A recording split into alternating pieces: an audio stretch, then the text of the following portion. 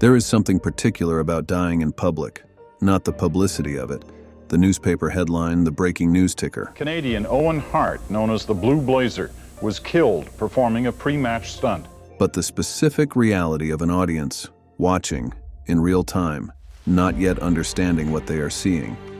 The laughter that becomes silence, the applause that becomes confusion, the camera that keeps rolling because nobody has told it to stop. 10 seconds into the set, 25-year-old ex-Marine Nathan Gale stormed the stage, brandishing a 9mm pistol. These are the stories of performers who died where they had always chosen to be, surrounded by the people who came to see them, captured on footage that nobody planned to keep. Today we look at rock stars who collapsed and died on stage, caught on camera.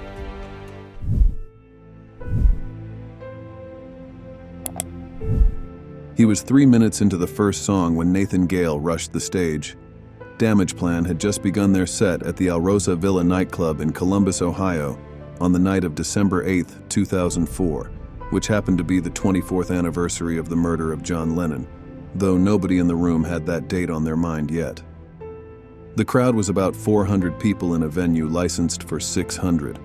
The band had their own camera set up at the back of the stage, pointed toward the audience.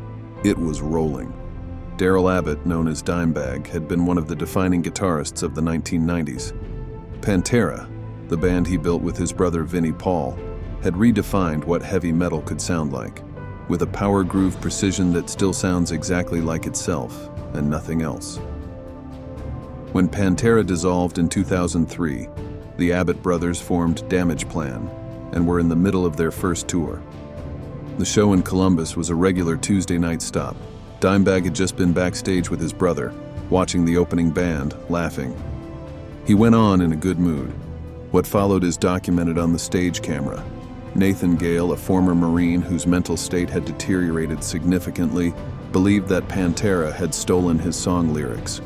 He climbed a fence to get in, rushed the stage during the opening bars of the first song, and fired. A registered nurse in the crowd ran toward the stage and performed compressions for 15 to 20 minutes while others fled.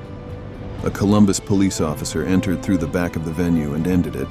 Dimebag Darrell Abbott died on that stage at the age of 38, surrounded by the music he had built his life around. He was buried in a casket painted with a guitar finish and placed in Eddie Van Halen's arms as Van Halen had requested, a gesture from one master to another that said everything about what the metal world had lost.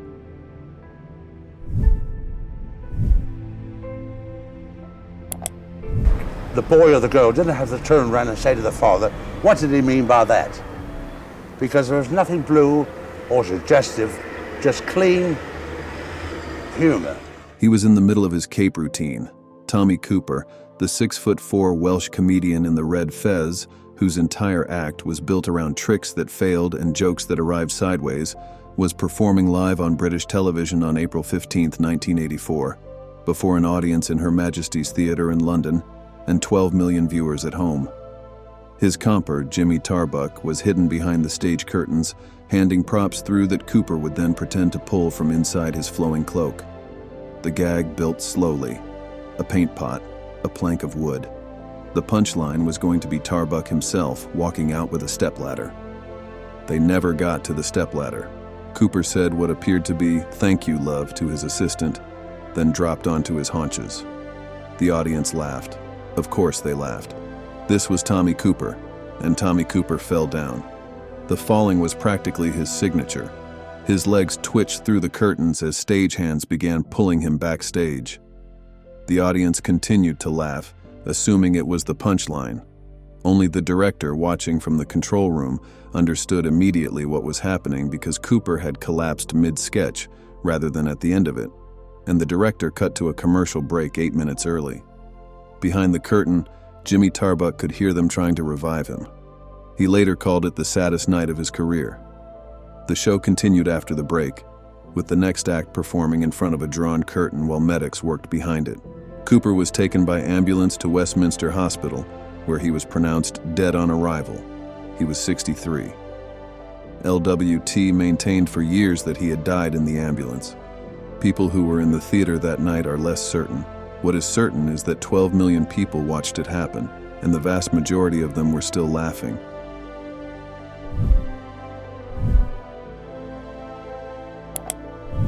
He had told people for years that he wanted to die on stage, not as a joke and not quite as a wish, more as a statement about the kind of man he was and the only way he could imagine an ending that fit. His daughter Virginia said it plainly after it happened. "My father always said that when it was his time to go, he wanted to be on stage and not know what hit him. God granted him that gift." Johnny Watson had been one of the most influential guitarists in American music since the 1950s, a Texas-born, Los Angeles-based pioneer who played with his bare fingers in a way that produced a snap and a sting that nobody else could replicate. He influenced Jimi Hendrix and Eric Clapton and Frank Zappa. He invented a style of guitar feedback and reverb in 1954 that was so far ahead of its time, it sounded like science fiction. He reinvented himself in the 1970s as a funk and soul artist.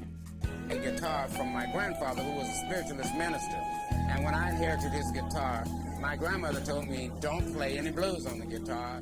With hits like A Real Mother for Ya and Superman Lover, and then disappeared into the 1980s before returning in 1994 with an album called Bow Wow that earned a Grammy nomination. Just 2 months before he died, the Rhythm and Blues Foundation had honored him with its Pioneer Award. On May 17, 1996, he walked down a staircase onto the stage of the Ocean Boulevard Blues Cafe in Yokohama, Japan, just after 7:30 in the evening.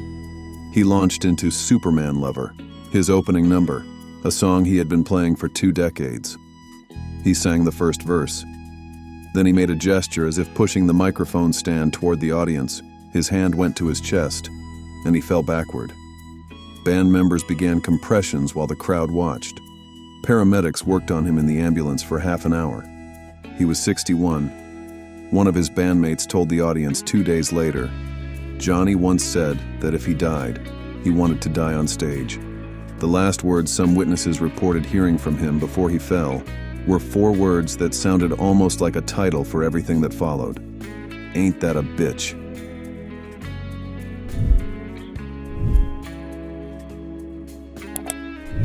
We didn't have any recordings of new concerts. Morphine was one of those bands that occupied a specific emotional space that no other band occupied. The low-end, 2-string bass, the baritone saxophone, the hushed, smoky intimacy of Mark Sandman's voice, which sounded like it was being delivered from inside a conversation rather than from a stage. Boston-based and genuinely sui generis, Morphine built a devoted following through the 1990s on the strength of albums like Cure for Pain and Yes and Like Swimming, records that felt, as one critic put it, like late-night confessions rather than rock music. Sandman was 53 days from his 47th birthday when the band played an outdoor festival in Palestrina, Italy, in the summer of 1999. It was a hot night. The venue had poor ventilation. Sandman, who was known to push through discomfort rather than acknowledge it on stage, had been performing for a time when he collapsed at his microphone. The band stopped. The crowd did not immediately understand what was happening. Sandman was carried off stage and an ambulance was called. He died in the vehicle on the way to the hospital of a heart attack at the age of 46. Morphine disbanded after his death. The other members have spoken over the years about how completely the band's identity was tied to his presence, not just his voice or his instrument, but the specific quality of attention he brought to a room, the feeling that whatever he was doing, he meant every word of it. The records are still there, exactly as he left them. They still sound like nothing else.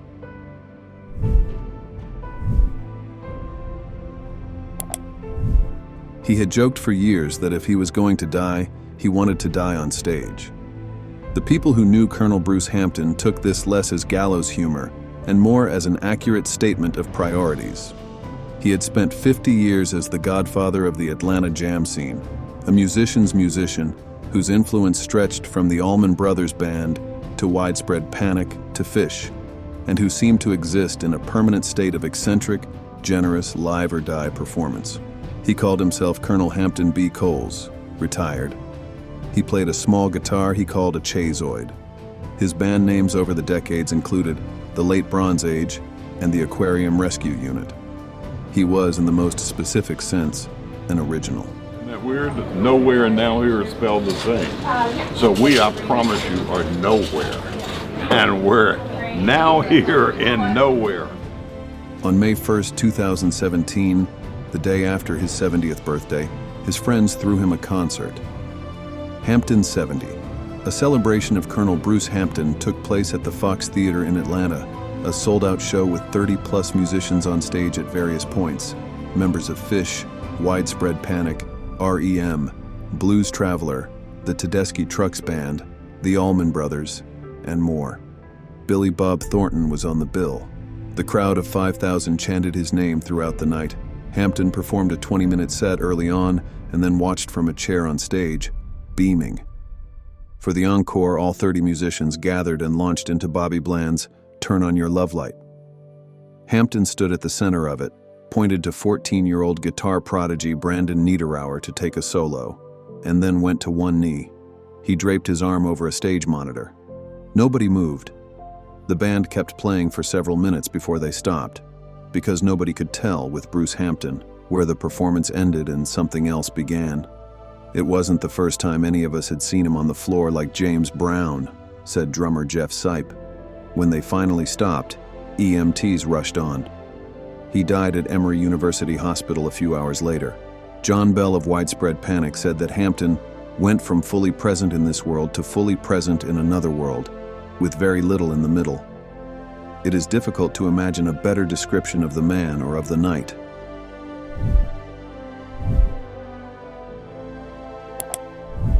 For 9 years in the early 1990s, Nick Menza was the drummer of Megadeth, which meant he was the engine behind some of the most technically demanding thrash metal on record. Rust in Peace, Countdown to Extinction, Euthanasia, albums that metal fans of that era know track by track, tempo by tempo, in the way that some people know scripture. The band was one of the big four of heavy metal, alongside Metallica, Slayer, and Anthrax, and Menza was the drummer during their commercial and artistic peak. He was fired in 1998 by phone while recovering from knee surgery and told simply that his services were no longer needed. What followed was 18 years of continuing to do the only thing he had ever wanted to do. He formed other bands. He nearly lost an arm in a power saw accident in 2007 and underwent reconstructive surgery. He attempted reconciliations with Megadeth that never quite materialized. He joined a jazz-leaning progressive trio called Ohm, which included former Megadeth guitarist Chris Poland, and played a semi-regular residency at a club in Studio City called the Baked Potato, a small focused room where musicians show up to play for people who listen. On Saturday night, May 21, 2016, Ohm was 3 songs into their set when Menza collapsed at his kit. An eyewitness said it appeared to be a seizure. 2 people in the crowd began CPR before paramedics arrived. EMS worked on him for more than 25 minutes. He was 51 years old. Dave Mustaine, who had founded Megadeth and fired him from it, woke at 4 a.m. to the news and tweeted, "Tell me this isn't true." Marty Friedman, the band's guitarist during Menza's tenure, called him a great and unique drummer, a trustworthy friend, a hilarious bandmate, and a very loving dad. He was, when he went, doing exactly what he had always been built for.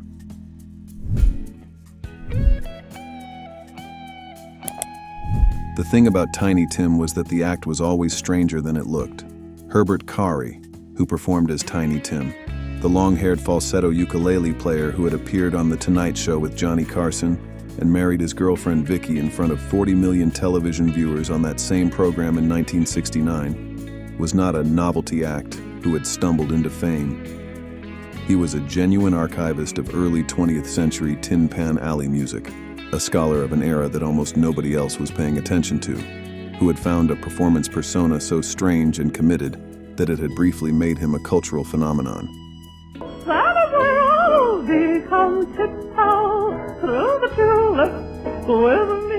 By 1996, the phenomenon was long past, and Tiny Tim was playing benefit concerts. On November 30th of that year, he performed at the Women's Club of Minneapolis, a room and an occasion that could not have been further from his Tonight Show heyday. He was 64 years old. And with this great orchestra, who I'll introduce in a minute, And I don't guarantee the words are accurate, but they're mostly there. His doctors had warned him about performing. He had a history of heart problems. He took the stage anyway. Midway through Tiptoe Through the Tulips, the song that had made him famous, the song he had been singing for 30 years, he stopped playing.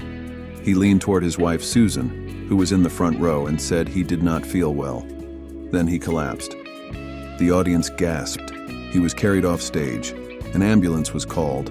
He died a few hours later at a Minneapolis hospital of what was ruled to be cardiac arrest. He had, in the end, done what people who knew him had feared, performed past the point where his body could sustain it, in a room full of people, on a song everyone knew.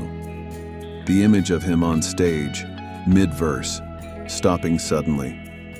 It is one of those moments that settles in the memory differently than a natural ending would have. The song was still in the room when he left it.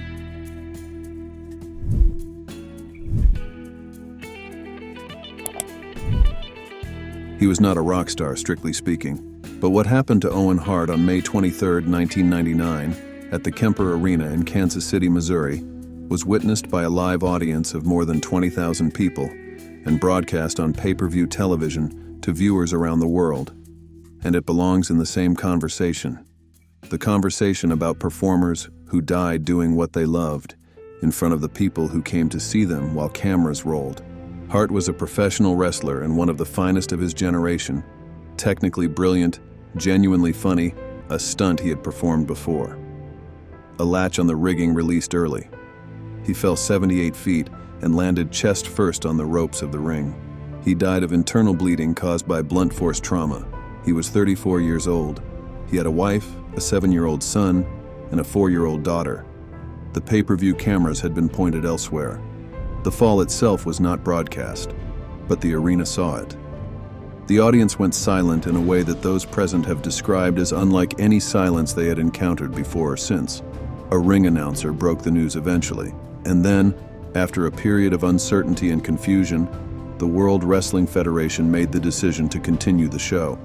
14 more matches were held that night, in the same building while Owen Hart was being transported to a hospital. His wife Martha spent years afterward seeking accountability for the failure of the equipment. The show, she argued, should not have gone on. She was right. A stage is a space of complete belief.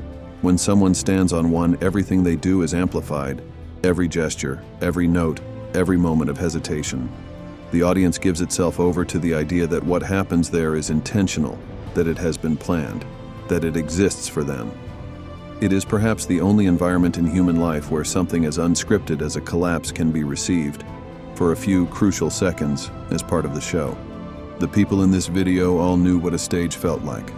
Several of them had said, at various points in their lives, that dying on one would be acceptable, even preferable, to a quieter ending. For some of them, that is exactly what happened. For others, it was simply where fate found them. In every case, the audience was there, and the camera was on. Which of these stories stayed with you? Tell us in the comments. And if you'd like to keep coming back to these moments in music history, subscribing is the way to make sure you're here for the next one.